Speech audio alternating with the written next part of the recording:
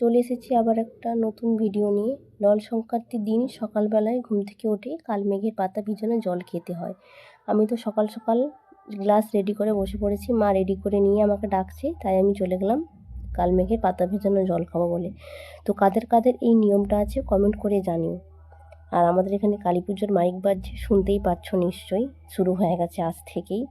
তো এই নিয়মটা কার কার আছে জানিও, আর কার কার কালমেঘের পাতা ভিজানো জল খেতে খুব ভালো লাগে সেটাও জানিও।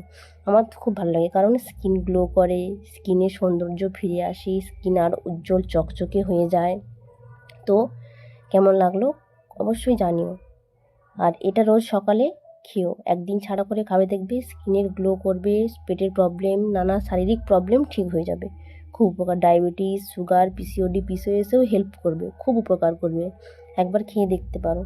ততক্ষণ সবাই ভালো থেকো, সুস্থ থেকো, দেখা হচ্ছে পরের ভিডিওতে। Tata bye, see you soon.